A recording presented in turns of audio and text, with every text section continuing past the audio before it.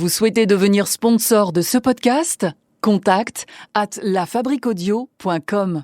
La Fabrique Audio présente La petite histoire. www.lafabriquaudio.com. Bonjour à toutes et tous et bienvenue dans un nouvel épisode de la petite histoire du paranormal. Comme tous les 15 de chaque mois, on se retrouve ici dans votre application de podcast préférée. Retrouvez-nous également sur la page Facebook, Twitter, Instagram de la petite histoire, ainsi que sur le www.lafabriquaudio.com. Vous pouvez activer les notifications sur votre appli de podcast pour être averti de chaque nouvel épisode.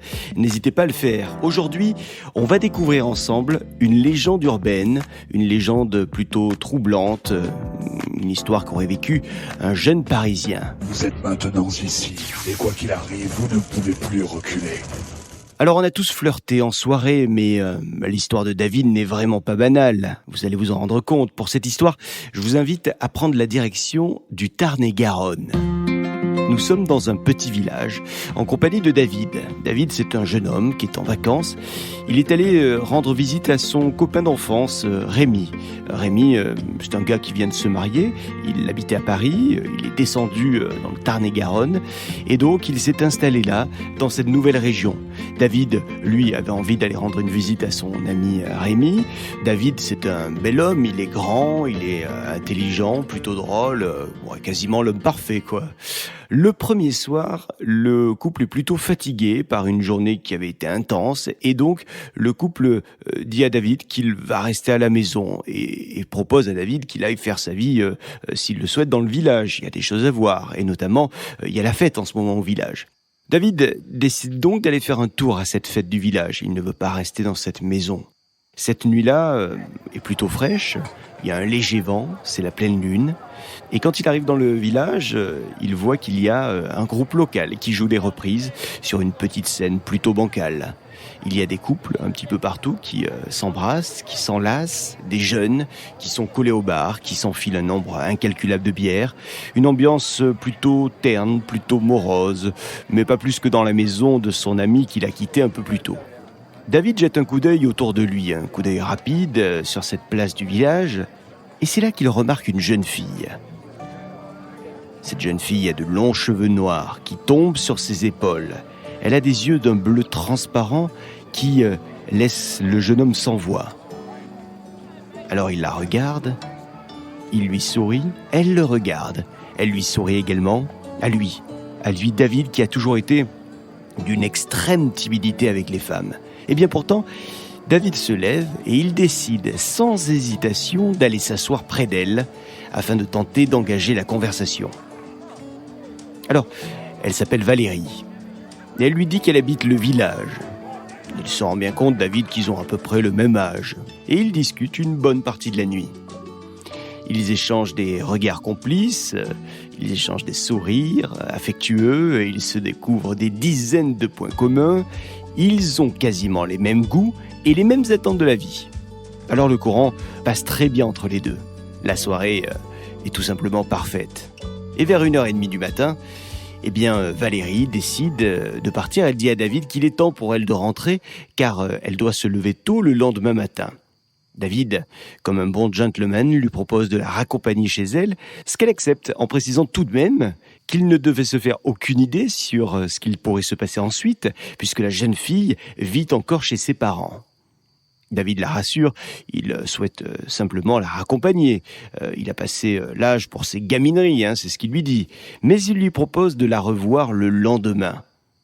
Et à cette proposition, Valérie ne répond pas. Elle ne répond pas, mais au moment où il lui pose cette question, elle se met à frissonner, elle se met à trembler. Alors David, pensant qu'elle a froid, lui propose son blouson, un blouson qu'elle accepte évidemment avec un grand sourire. Il lui met donc ce beau blouson de motard autour des épaules et direction la maison. Ils arrivent donc devant la maison des parents de Valérie, une maison d'un style très rustique, d'apparence modeste, et là Valérie le fixe droit dans les yeux. Leurs visages à tous les deux se rapprochent, leurs lèvres se frôlent, mais au moment où ils allaient se donner un baiser, Valérie tourne la tête. David a juste le temps de sentir un souffle glacé sur son visage, c'est ce qu'il racontera ensuite. Et sans un mot, Valérie ouvre la porte, et rentre chez elle. Elle ne se retourne pas, la porte claque et David n'a même pas eu le temps de réclamer son blouson. Il est alors là, devant la porte des parents de Valérie, et lui aussi il a froid à son tour. Il grelotte. Alors il rentre chez ses amis, plutôt au pas de course, et il a du mal ce soir-là à s'endormir. Il repense à Valérie. Pour lui, c'est clair, ça a été une soirée magnifique, et il vient même peut-être de rencontrer la femme de sa vie. Le lendemain matin, il se réveille assez tôt, et autour de la table du petit déjeuner, il raconte évidemment cette rencontre inattendue à son ami d'enfance qui ne semble pas connaître cette Valérie-là. Pourtant, lui, il est dans le village, ça y est. David avale rapidement son petit déjeuner, il prend un café et il enfourche sa moto pour retrouver la maison où la veille, il avait raccompagné la jeune fille.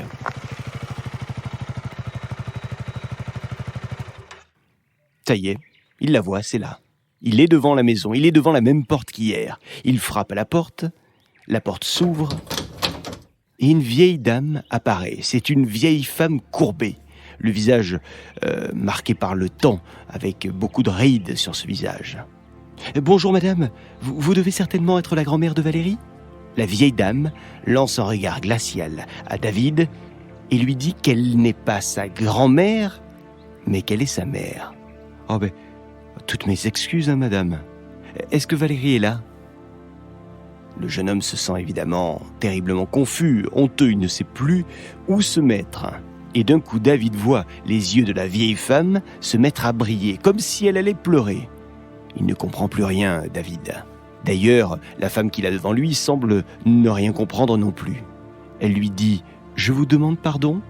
Et lui, il lui dit qu'il a accompagné Valérie devant sa porte hier soir. Valérie est ensuite rentrée dans la maison et elle a oublié le blouson qu'il lui avait prêté. Donc en gros, il veut récupérer son blouson. Et s'il peut au passage revoir Valérie, ça sera avec un grand plaisir. Et là-dessus, la femme lui dit qu'elle n'apprécie pas du tout son humour, ou d'ailleurs sa méchanceté.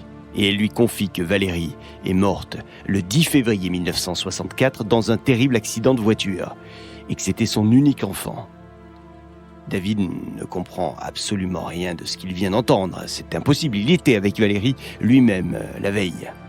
La dame lui demande de ne pas insister et elle referme la porte violemment. David fixe alors bêtement la porte close. Il est hébété. Il reste là pendant quelques secondes, peut-être quelques minutes. Et d'un coup, il sursaute. La cloche du village vient de sonner 11 heures. Alors son regard fixe ce clocher qui vient de lancer ce son, puis son regard glisse vers une petite porte verte qui n'est pas loin.